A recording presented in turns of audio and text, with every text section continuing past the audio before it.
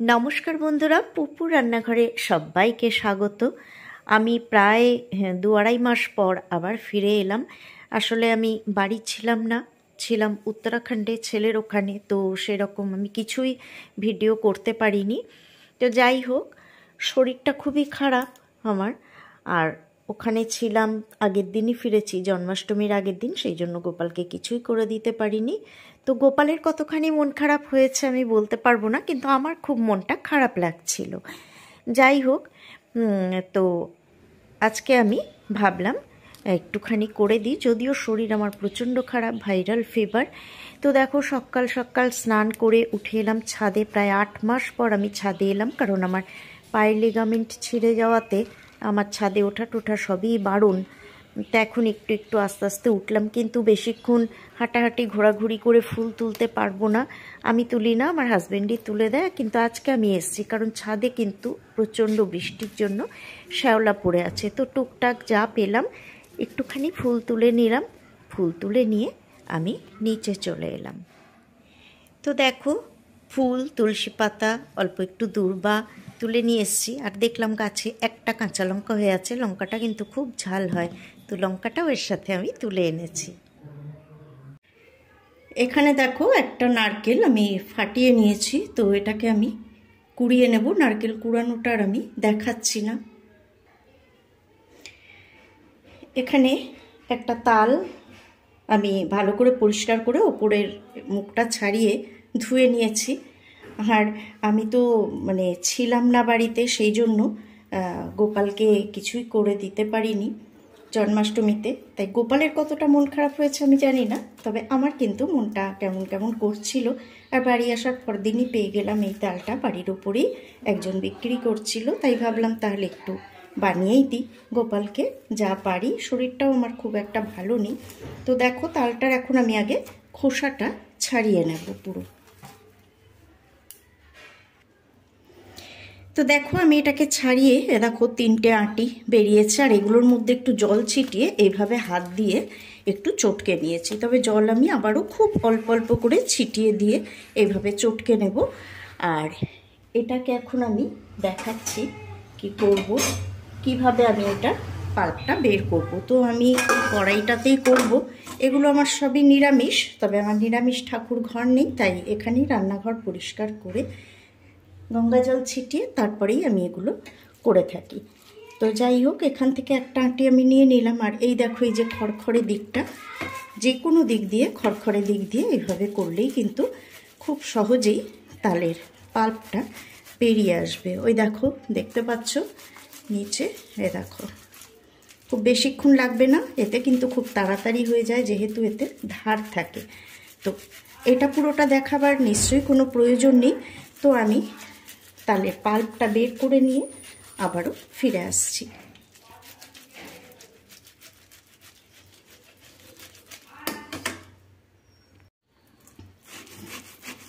তো দেখো, এগুলো দেখতে পাচ্ছ হয়েই এসেছে, পুরোটা কিন্তু হয়নি। এ দেখো, গোলা করছি, কত সুন্দর দেখো গোলা হয়ে যাচ্ছে তাড়াতাড়ি, বেশিক্ষণ লাগেনি, 5 মিনিট মতো হয়নি কিন্তু এখনো। তো ওই যেগুলো রেখে দিয়েছি ওগুলোতে কিন্তু আরও পাল্প আছে, ওগুলোতে আবার একটু জল ছিটা দিয়ে হাত দিয়ে চটকে নিয়ে আবারও আমি করে নেব গোলা। তবে কিন্তু খুব বেশি জল দেওয়া চলবে না। তো এইভাবেই দেখো, এ দেখো পুরোটা গোলা আমি করে নিচ্ছি।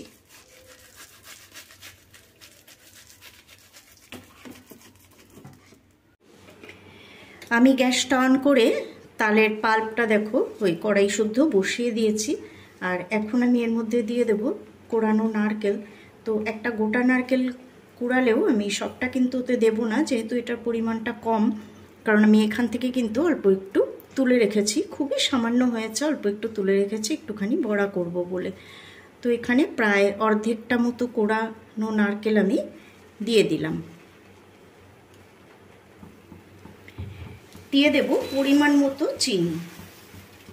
আমি এখানে প্রায় 1 কাপ মতো চিনি দিচ্ছি, কারণ তালটা তো এমনিতেই মিষ্টি। তো 1 কাপ মতো চিনি আমি এর মধ্যে দিয়ে দিলাম। আর মিষ্টি তোমরা তোমাদের পছন্দ দেবে, কম বা বেশি। এবারে এটাকে আমি নেড়ে চেড়ে চিনিটা গলা পর্যন্ত অপেক্ষা করব।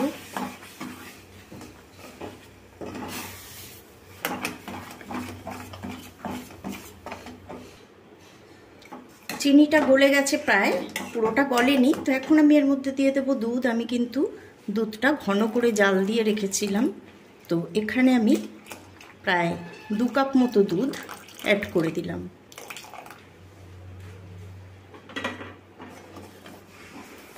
আর ফ্লেমটা কিন্তু আমি বাড়াচ্ছি না, আমি মিডিয়াম ফ্লেমে নাড়াচাড়া করে এটাকে রান্না করব।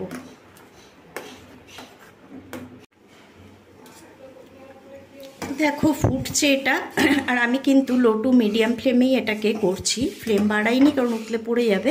আর একভাবেই কিন্তু এটাকে আমি এভাবে নাড়াচাড়া করছি, নইলে তলায় ধরে যেতে পারে।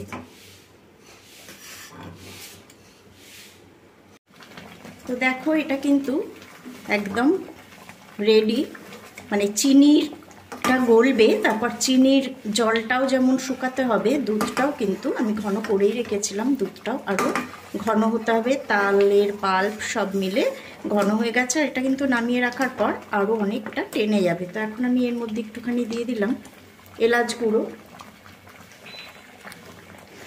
আর দিয়ে দিলাম কয়েকটা কিশমিশ। এবার আমি গ্যাসটা অফ করে এটা নামিয়ে রেখে দেব।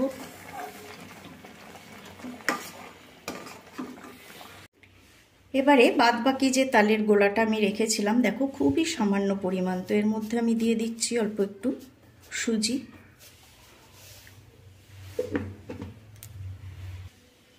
দিয়ে দেব গমের আটা,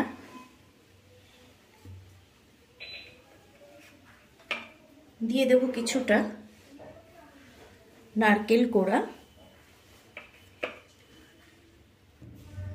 আর দেব স্বাদ মতো চিনি। তোমরা যে যেমন মিষ্টি খাবে সেরকম দেবে, আমরা মিষ্টি একটু বেশি খাই। এবারে এটাকে ভালো করে সব শুদ্ধ মেখে নেব।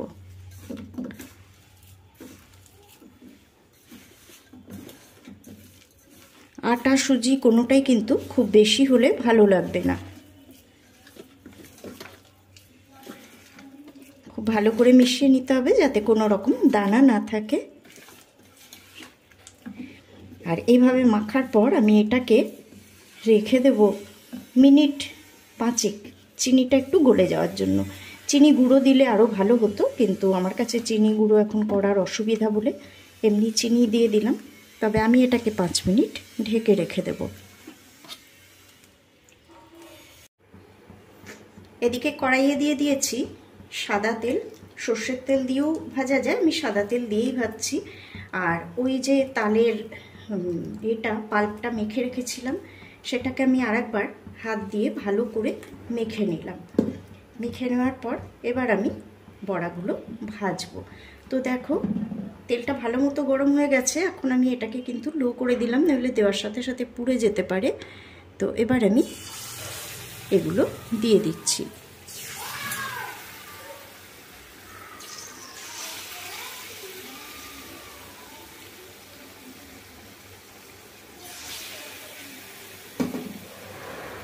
আমি এটাকে সাদা তেলেই ভাজছি, তোমরা সর্ষের তেলেও ভাজতে পারো, কোনোই অসুবিধা নেই।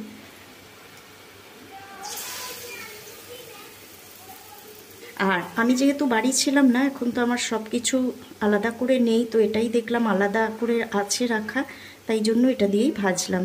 নিজেরা খেলে আমাদের রান্নার যে সর্ষের তেল সেটা দিয়েই কিন্তু ভাজা যেত। তো তেলটা ভালো মতো গরম হয়েছিল, তাই দেখো দেওয়ার সাথে সাথেই কিন্তু এই দিকটা হয়ে গেছে, একটু বেশিই হয়ে গেছে। এর পরেরগুলো ঠিক হবে, তেলটা বেশি গরম হয়ে যাওয়াতে এরকম হয়ে গেছে। আর তালের বড়া খুব বেশি ময়দা সুজি কোনোটা দিলেই কিন্তু নরম হবে না, শক্ত হয়ে যাবে, তার জন্য অল্প দিতে হবে। তো এই পিঠটা ভাজা হয়ে গেছে, এবার উল্টে উল্টে দিচ্ছি, এই পিঠগুলো ভেজে নিয়ে আমি তুলে নেব। তো দেখো এটা তুলে নেওয়ার পর আমি আবারও দিচ্ছি। এবারে কিন্তু ফ্লেমটা আর বাড়াইনি, ওই রকমই আছে। প্রথমবার তেলটা একটু গরম করতে হয়েছিল, তাই আমি তাড়াতাড়ি ওটাকে উল্টে পাল্টে তুলে নিয়েছি।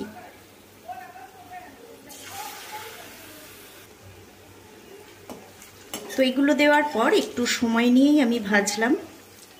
এবারে উল্টে দেব এপিঠ।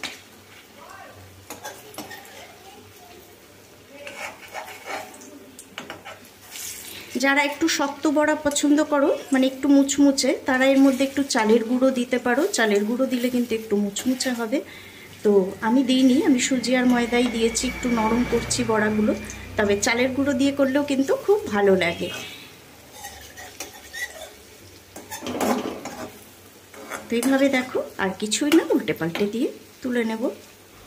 এমন কিছু আহামরি ব্যাপার না, সবাই করো, সবাই জানো। তবু আমি আজকে করছি বলে তোমাদের সাথে একটু শেয়ার করলাম। কারণ আমি প্রায় 2 মাস পর আমার এই পরিবারে ফিরে এলাম, আর আমি কিন্তু কোনো ভিডিওই দিতে পারিনি। যারা আমার ভিডিও দেখতে আগে, তাদের অনুরোধ করব তারা আবার এসো, আবার দেখো, আর আমিও অ্যাক্টিভ হব। কারণ আমি কিন্তু এতদিন অ্যাক্টিভ ছিলাম না, প্রায় 2 মাস। তো এগুলো আরেকটুখানি ভাজবো, ভেজে আমি তুলে নেব। ব্যাস, এই ছিল আমার সামান্য আয়োজন। অল্প কয়েকটা তালের বড়া আর অল্প একটু তালের ক্ষীর, এই করে আমার গোপালকে খাইয়ে আমার কিন্তু বেশ শান্তি হলো। আজকে এই পর্যন্তই, আবার দেখা হবে পরের ভিডিওতে।